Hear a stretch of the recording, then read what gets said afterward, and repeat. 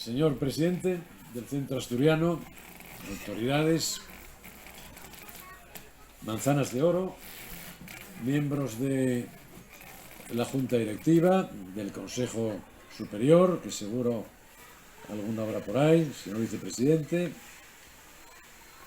queridos amigos, queridas amigas, Xana 2021, la Xanina también estaba por ahí, no sé dónde se ha metido en este momento. Es un verdadero gusto compartir con vosotros hoy esta ocasión en la que se me ha hecho el honor de pedirme que pregone el Día de Asturias en Madrid. Hace ahora un año, nuestro presidente, Valentín Martínez Otero, decidió, con el buen tino que le caracteriza, cancelar la celebración del Día de Asturias, la festividad más querida de las que celebramos en nuestro centro. Veníamos ya de la primera ola de la pandemia del virus de la COVID-19 y a pesar de las buenas señales de aquel verano en algunos territorios, también en Asturias, ya se veía que la segunda ola estaba al llegar. El presidente me había hecho el honor de encargarme el pregón de la fiesta de aquel año, lo acaba de decir. No pudo ser. Como era obligado, trasladamos el compromiso al momento presente. Siento, pues, la obligación de empezar mi intervención trayendo el recuerdo de los queridos amigos y amigas miembros de este centro y sus familiares que se han visto afectados por una enfermedad que no conoce distancias ni fronteras. Aquellos que por su causa han dejado de estar entre nosotros y a quienes lloran la pérdida de un amigo o familiar. Hoy deberían estar aquí festejando Covadonga. Vaya para ellos nuestro sentido recuerdo y nuestro homenaje. Como el tiempo corre, al echar la vista atrás me encuentro con que mi vinculación al centro asturiano data de no menos de 40 años, prácticamente tantos como los que llevo viviendo en Madrid. Llegaba a la capital después de un periodo académico que, licenciado en Oviedo, me había llevado a ampliar estudios en Alemania y a incorporarme a la vuelta a la Universidad de Valladolid.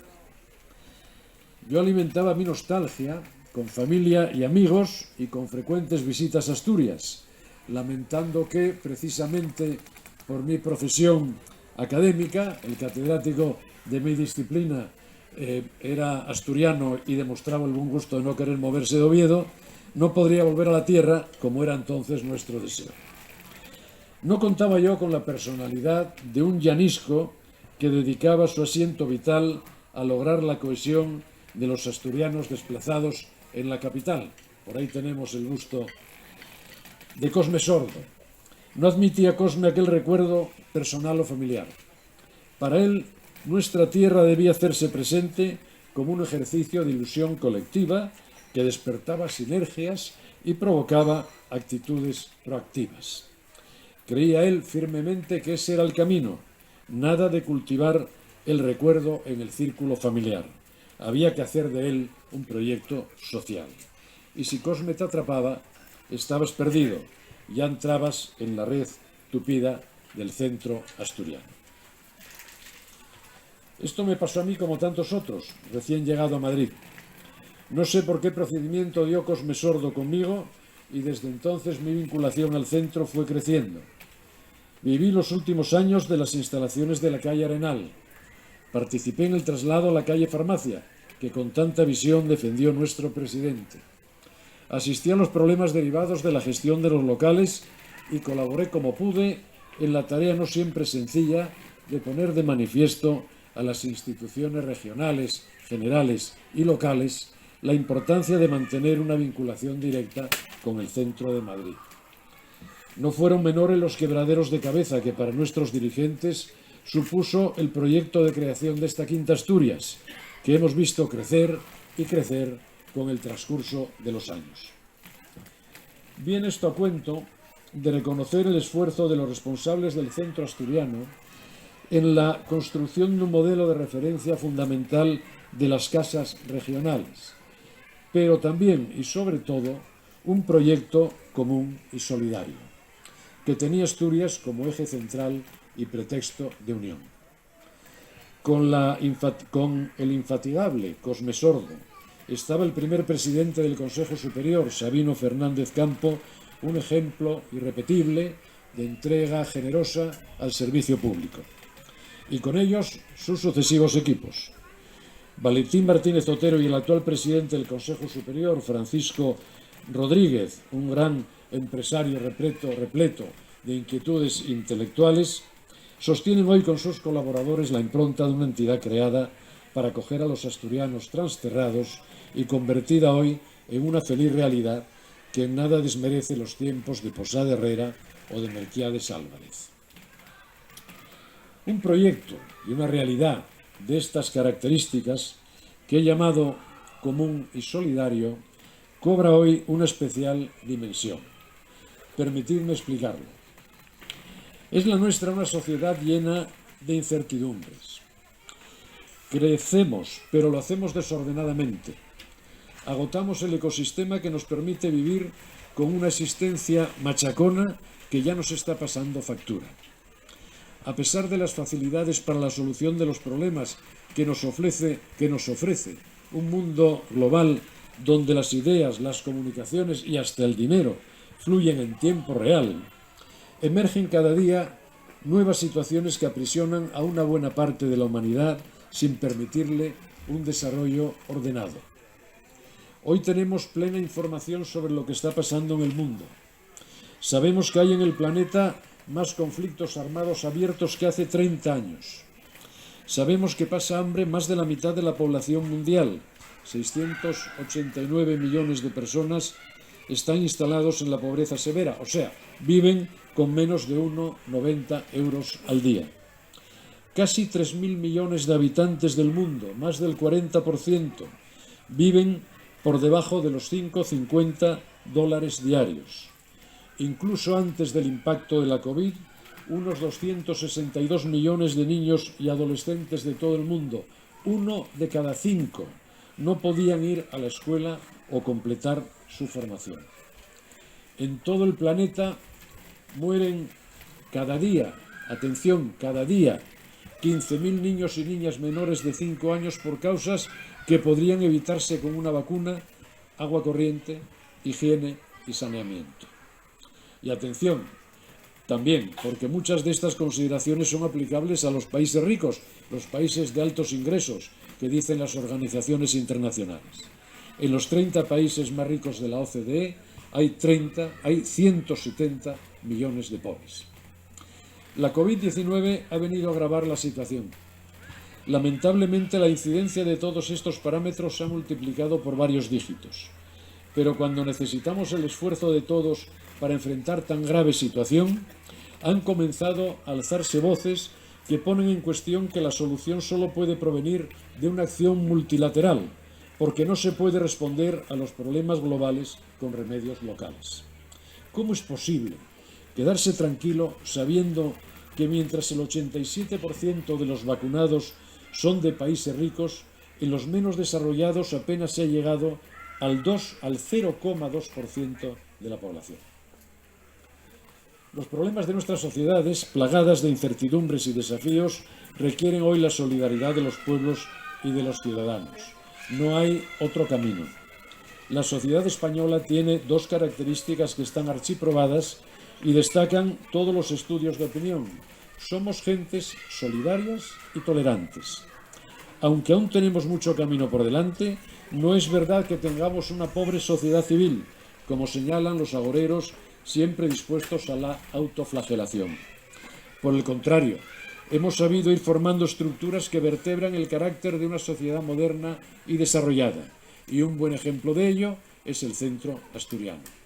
No es que desde aquí vayamos a arreglar el mundo, pero este modo de estar juntos en un proyecto común y en torno a un sentimiento señala un camino que merece ser puesto en valor. Este proyecto común nos convoca hoy aquí para conmemorar oficialmente el Día de Asturias y celebrar la fiesta de Covadonga. Es inevitable un pregón hablar de Covadonga y de la Santina. Ya no está aquí. Hasta arriba. Ya está todo dicho. Hoy ha dicho muy bellas palabras el padre Valentín, La Cova Dominica, la Cueva de la Señora, es una referencia cultural desde hace muchos años, enriquecida desde la creación en 1918 del Parque Nacional de Covadonga, el primero de los parques españoles. No sabemos qué hay de verdad en el hecho histórico conocido por todos, porque las crónicas se dedicaron a tejer el mito sobre unos hechos sin duda de menores alcances. Explica el actual abad de Covadonga que es muy probable que el recinto del Monte Auseba acogiera la existencia de un culto cristiano anterior a los hechos. También que don Pelayo, una vez derrotado en Guadalete el rey Rodrigo, se retiró a sus tierras de Asturias gobernadas por Munuza, hasta que un enfrentamiento provoca la retirada del caudillo a las cercanías de la cueva para la convocatoria de un concello. Hasta allí llega la expedición de castigo enviada por el gobernador, con el desenlace conocido al amparo de la angostura de un valle que impide el despliegue de las tropas sarracenas. Paco Ignacio Taibo fabula la escena con muy bellas palabras. Llegaban los árabes muy bien vestidos, bien armados, guapísimos. Venían haciendo de cada prado un camino y arreando ante sí a los asustados resistentes. Llegaban muy alegres, porque la guerra era la victoria y porque ya les faltaban muy pocos pasos para llegar al mar. El árabe más alto dijo: «Solo quedan 2 o 3 jornadas, descansemos». Y se tumbaron sobre la hierba muy verde, arropados por las altísimas cumbres. Estaban muy felices, gozando de la felicidad que da la meta, satisfechos de su cultura, de su elegante poesía, de sí mismos. Y acaba Taibo el relato. No sabían que al otro lado de las inmensas montañas no solo estaba el mar, sino también el pueblo que inventó la fabada. Covadonga es el pretexto para recordar nuestra identidad como pueblo. Pero eso sí, fue y sigue siendo la nuestra una identidad inclusiva, integradora, que acoge la diversidad de las procedencias y de las ideas como una oportunidad de enriquecimiento para todos. Nosotros, los asturianos, hemos pedido acogida en otros lugares, fundamentalmente en Latinoamérica y en Europa, en especial durante los 2 siglos pasados. Fuimos una comunidad migrante por razones económicas y sociales, y también por causa de la guerra. De ello son fiel testigo las casas regionales que nacieron bajo aquella idea del recuerdo solidario a la que me refería al principio de mi intervención. Toca ahora responder a ese espíritu, con espíritu abierto, a los flujos de personas que son un signo muy principal de la globalización, que ya no funcionan solo en una dirección y que se han convertido en un fenómeno multicultural. Muy cercano está el terrible ejemplo de Afganistán, donde la barbarie de los desalmados, especialmente con las mujeres y con las niñas, mantiene secuestradas a muchas gentes que buscan refugio y asilo en los países democráticos. Esto no debería ser para nosotros un problema, porque la inclusión, el aprecio por la diversidad, está en el ADN de nuestro comportamiento. Por eso, en el centro asturiano, en la Quinta Asturias en la que celebramos la fiesta, todos somos bienvenidos. Ya voy terminando. Hoy es un día de fiesta en la Quinta y en el centro. Vivamos la fiesta. Dicen que Madrid inventó la movida. Puede ser, pero nosotros inventamos la folisia y creo que llevamos puntos de ventaja. Pues bien, se trata ahora de divertirse, de apartar dificultades, penurias, crisis y otros pensamientos negativos para celebrar la alegría de la vida presente y para ensoñarnos con el futuro. No os pido que deis la espalda a la carga y sufrimiento de muchos hombres y mujeres, niñas y niños que sencillamente están tratando de sobrevivir, nada más y nada menos, en un mundo difícil. Os pido que durante esta fiesta, los días que la preceden y los que la siguen, aparquemos un poco el sufrimiento y que la convirtamos a cambio en motivo de solidaridad, de unidad entre todos nosotros, los de siempre y los que van llegando, entre los que permanecen en Asturias y los que por diferentes razones tenemos desde fuera Asturias en el recuerdo. Aprovechemos la circunstancia de la fiesta para sentirnos cerca por encima de las diferencias. Vamos a disfrutar. La fiesta es de todos y para todos. En ella cabemos asturianos y no asturianos, y en ella debe tener un lugar destacable la legendaria acogida con que los asturianos admitimos a propios y extraños. También es la fiesta de quienes han trabajado y trabajan para llevarla a buen puerto. Agradezcamos a quienes organizan nuestra seguridad, a los que han preparado todo, a los que nos animan con su música, a los que nos informan y nos indican las normas que debemos seguir. Reconozcamos que sin su trabajo la fiesta no sería tal y, por tanto, festejemos también con ellos.